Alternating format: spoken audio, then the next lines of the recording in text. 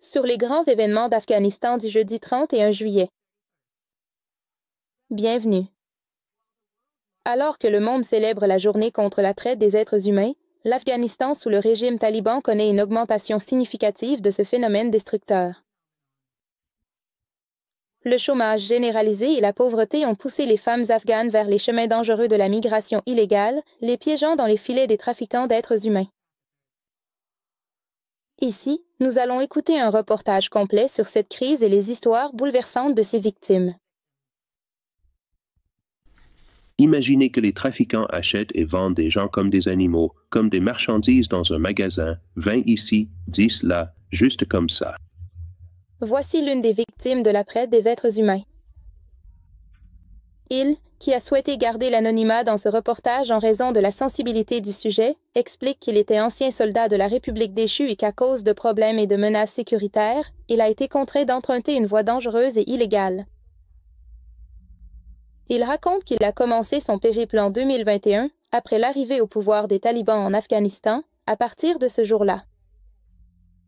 Il a traversé le Pakistan, l'Iran et la Turquie, et après la Turquie, il a tenté différentes façons d'entrer en Europe, notamment par la Grèce, la Bulgarie et la Roumanie, mais il n'a pas réussi. Il évoque les difficultés qu'il a rencontrées en chemin. J'ai traversé beaucoup de jours difficiles. Une fois, quand la police bulgare m'a attrapé, ils m'ont torturé. Il m'a attrapé la main, me l'a tordue et m'a jeté dans une cage à loups. Il m'a cogné la tête contre la voiture ou la camionnette. Cette victime de la traite, qui est restée entre les mains de trafiquants d'êtres humains pendant 7 mois, raconte que même s'il a réussi à atteindre des pays africains puis l'Europe par la mer Méditerranée, beaucoup de ses compagnons ont perdu la vie sur cette route dangereuse. C'est tellement dur. Le chemin est difficile, et que ce soit en mer ou sur la route à travers la Turquie, il n'y a presque aucun espoir de survie. Il n'y a vraiment aucun espoir de survivre. On lutte constamment contre la mort. C'est comme quand on presse de la viande pour faire des boulettes. C'est à ce point difficile d'atteindre l'Europe et les chances d'y arriver sont très minces. Mais les chances de mourir, d'être expulsé ou de perdre une main ou une jambe sont bien plus élevées. Cette personne, poursuivant ses propos et s'adressant aux jeunes qui envisagent d'emprunter cette voie dangereuse, a déclaré que la prise de conscience et le fait de faire des choix éclairés peuvent éviter des tragédies humaines et que les jeunes devraient chercher des alternatives plus sûres et légales au lieu de ces routes mortelles. Une autre victime de la traite des êtres humains, âgée de 23 ans et qui a également souhaité garder l'anonymat dans ce reportage, raconte qu'en raison du chômage et du manque d'opportunités en Afghanistan, il a tenté de rejoindre l'Europe illégalement avec l'aide de passeurs, mais il a échoué et a été renvoyé en Afghanistan. Il adresse également un message similaire aux jeunes. C'est comme si tu jouais ta vie à pile ou face, 50-50e. Si tu réussis, tant mieux, mais si tu échoues, tu peux subir une perte si énorme que tu ne pourras plus continuer ta vie, comme l'un de nos amis qui a perdu sa jambe en chemin, et maintenant il est malheureusement handicapé et ne peut plus revenir. Donc, mon message à tous les jeunes, à tout le monde, c'est de ne jamais choisir la voie de la contrebande. Cela intervient alors que le mercredi 20 juillet marque la Journée mondiale de la lutte contre la traite des personnes, qui vise à sensibiliser sur la situation des victimes de la traite et à promouvoir et protéger leurs droits.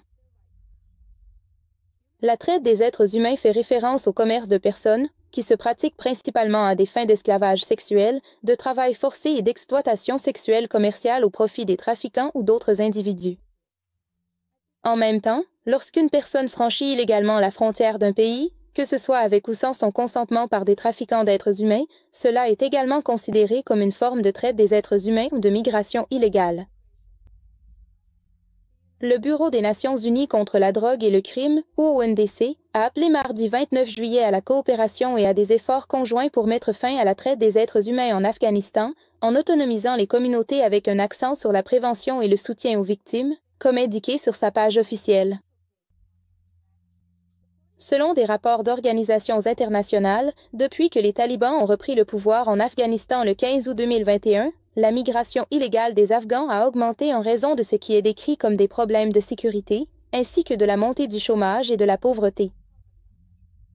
Selon ces organisations, ces facteurs ont créé des conditions favorables à la traite des êtres humains. Le Haut-Commissariat des Nations Unies pour les réfugiés, le HCR, a également déclaré dans un rapport récemment publié le 25 juillet que le flux d'arrivées illégales d'Afghans en Europe a augmenté depuis que les talibans ont repris le contrôle de l'Afghanistan. Selon les informations de cette agence, 42% de tous les migrants illégaux qui sont entrés en Europe par des voies terrestres et maritimes en 2024 étaient des citoyens afghans. Charles Elochi, responsable de l'Organisation de défense des droits humains appelée Rawadari et ancien président de la Commission indépendante des droits de l'homme sous la République dissoute, explique les raisons de l'augmentation de la migration illégale et de la traite des êtres humains en Afghanistan comme suit.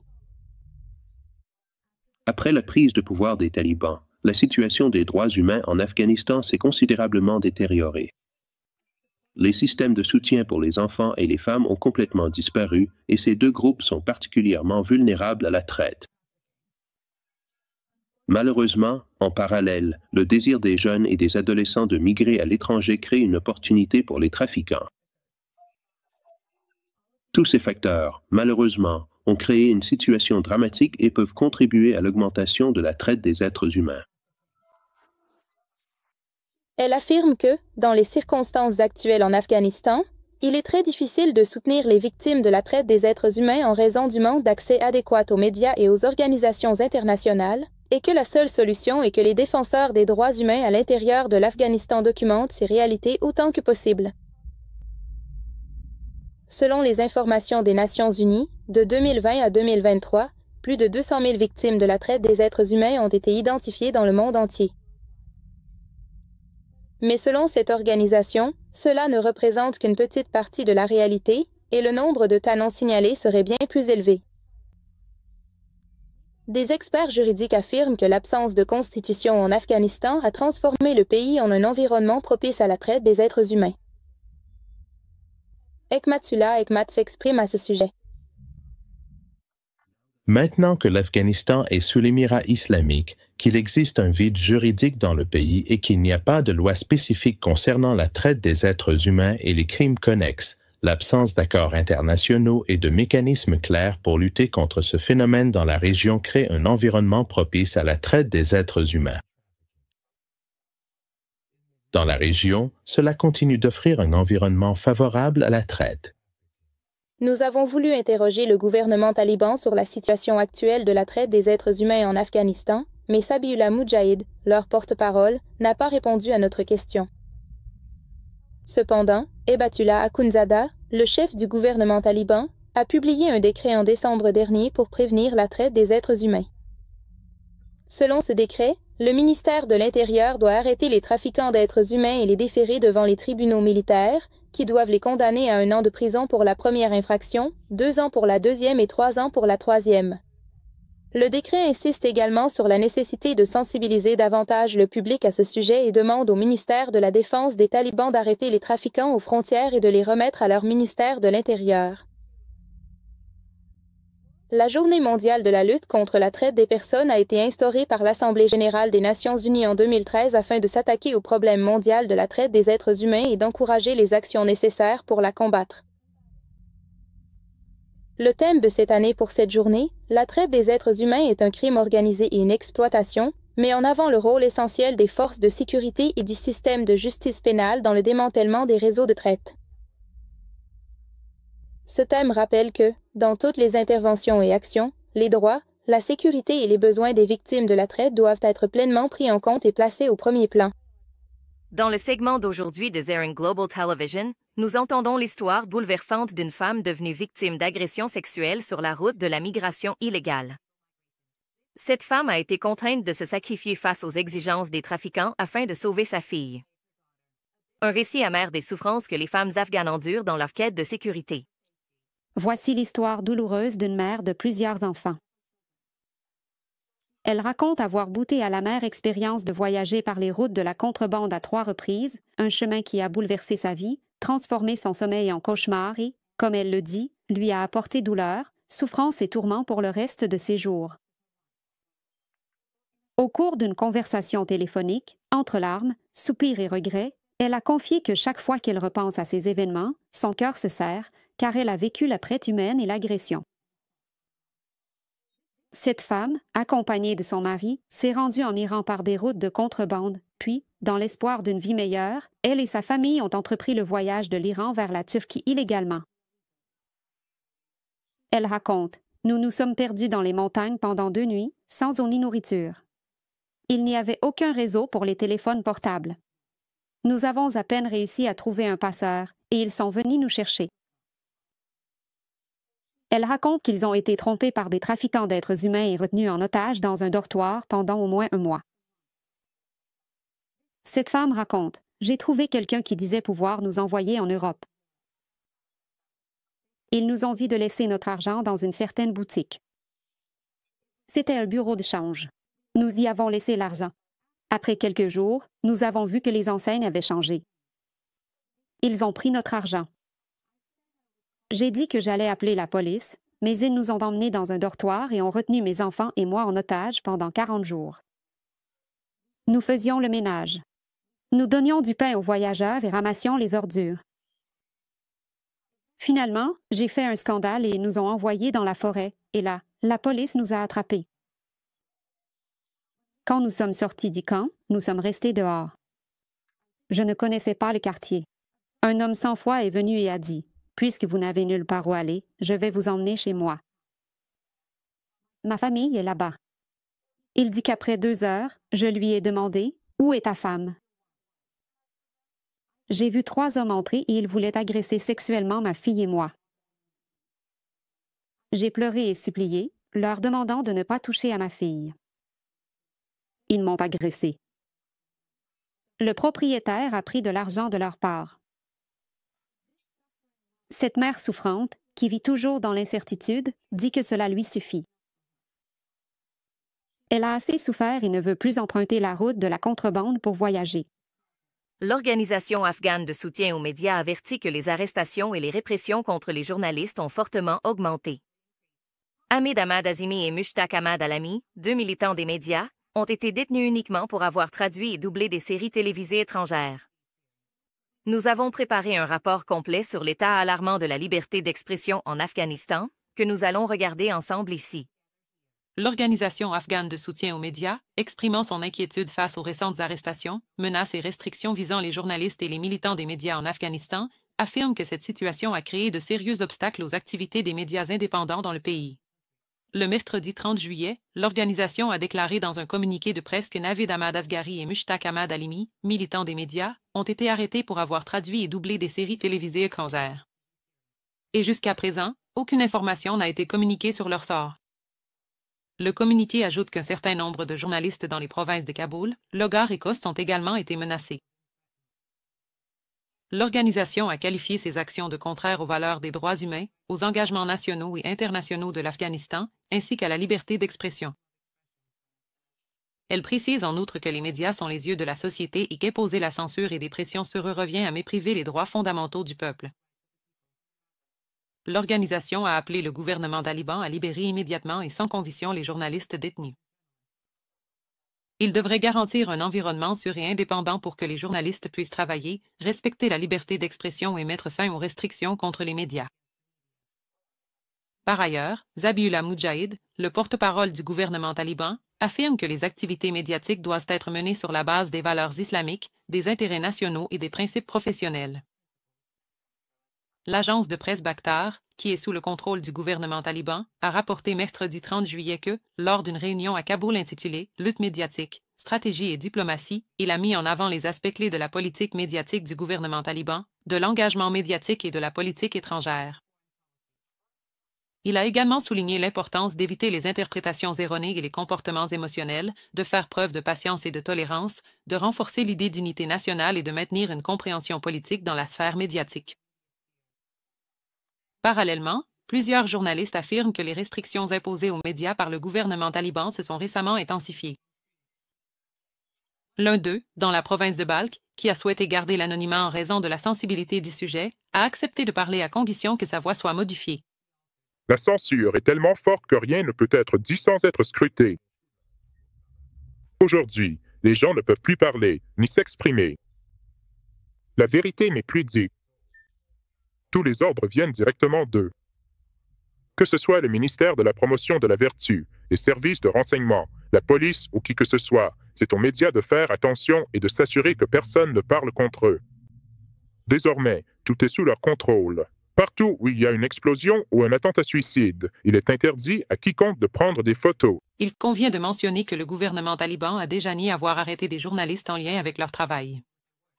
Mais juste un jour avant cela, le Centre des journalistes d'Afghanistan a rapporté qu'au moins 7 journalistes et militants des médias ont été arrêtés à Kaboul et dans une autre province au cours des 3 dernières semaines. Le communiqué de ce centre indique que ces arrestations ont été effectuées par les services de renseignement talibans et des agents de leur ministère de la Promotion de la Vertu et de la Prévention du Vice et comprennent des accusations telles que l'organisation d'ateliers pour les filles, l'assistance technique aux médias étrangers et la traduction de séries télévisées occidentales. Le Centre, exprimant son inquiétude, a qualifié ces actions de contraire aux principes internationaux et a qualifié ces arrestations de menaces graves pour la liberté d'expression et la sécurité des journalistes. Il a ajouté qu'au moins 15 journalistes sont actuellement détenus par les talibans. Les Nations unies ont annoncé que l'Afghanistan est considéré comme le 2e pays le plus inégalitaire au monde en matière de genre, après le Yémen. Avec la publication de plus de 80 décrets restrictifs contre les femmes, les talibans ont créé en Afghanistan la crise des droits des femmes la plus grave au monde. Écoutez ici tous les détails de ces 2 développements choquants. Alors que les restrictions imposées par le gouvernement taliban aux femmes ne cessent de s'intensifier jour après jour, ONU Femmes affirme que l'Afghanistan fait face à la crise la plus grave en matière de droits des femmes et que la lutte pour l'égalité des chances devient chaque jour plus difficile. Dans un rapport publié à l'occasion du 15e anniversaire de sa mission, l'organisation a indiqué que les talibans au pouvoir dans ce pays ont émis au moins 80 décrets pour restreindre les femmes. Le rapport, publié le mardi 29 juillet, indique que l'Afghanistan est, après le Yémen, le 2e pays au monde présentant le plus haut niveau d'inégalité entre les sexes. ONU Femmes a déclaré qu'actuellement, une femme ou fille sur 10 dans le monde vit dans l'extrême pauvreté. Et si cette situation perdure, le monde ne parviendra pas à mettre fin à l'inégalité économique entre les femmes et les hommes, même dans les 137 prochaines années. Le rapport indique également que, durant la dernière décennie, le nombre de femmes vivant dans des zones proches des conflits, exposées à un risque élevé de famine sévère, de déplacement, d'insécurité alimentaire et de violences basées sur le genre, a doublé. Parallèlement, des femmes et des militantes des droits des femmes affirment que, ces 4 dernières années, les femmes afghanes ont enduré de graves difficultés. Une femme à Kaboul, qui souhaite garder l'anonymat dans ce rapport, a déclaré: Depuis plus de 3 ans, les femmes et les filles en Afghanistan sont totalement privées de leurs droits humains les plus fondamentaux, y compris le droit à l'éducation, le droit au travail et la participation à la vie publique. Cette violation flagrante et généralisée des droits humains a dévasté la vie de millions de personnes et mis l'avenir du pays en danger d'effondrement culturel et social. Les militantes des droits des femmes s'inquiètent également de la situation actuelle des femmes en Afghanistan et appellent la communauté internationale à exercer une pression concrète accrue sur les talibans. Waz Madoki, militante des droits des femmes, a déclaré que les talibans n'ont pas seulement imposé de sévères restrictions aux femmes, mais ont aussi fermé les centres où la voix des femmes pouvait se faire entendre. La situation des droits des femmes s'est détériorée depuis le retour au pouvoir des talibans. Toutes les institutions créées pour les droits des femmes ont soit été fermées, soit leurs activités ont été suspendues. Le niveau de violence physique, psychologique et sexuelle a augmenté. Les femmes sont désormais non seulement privées de soutien social et juridique, mais elles font aussi face à de graves menaces si elles signalent des actes de violence. Dr Anam Sida, une autre militante des droits des femmes, déclare: Pendant 4 longues années, ce groupe a gardé les femmes prisonnières dans leur foyer. Et chaque jour, nous sommes témoins d'oppression et d'injustice envers les femmes comme envers les hommes en Afghanistan. Déplacements forcés, migration forcée, pauvreté et chômage. Les prisons sont remplies de personnes innocentes et nous voyons que même ces derniers jours, des femmes et des filles sont arrêtées dans les rues de Kaboul. Zabiullah Mujahid, le porte-parole du gouvernement taliban, n'a pas répondu aux questions concernant la récente déclaration d'ONU Femmes. Cependant, il a répété à plusieurs reprises par le passé que les droits des femmes sont garantis dans le cadre de la charia islamique en Afghanistan. Depuis l'arrivée au pouvoir des talibans en 2021, en plus d'imposer de nombreuses restrictions, ils ont également fermé les portes de l'éducation aux filles au-delà de la 6e année et de nombreuses femmes employées, tant dans les bureaux gouvernementaux que non gouvernementaux, ont été arrêtées. Ceci conclut les informations.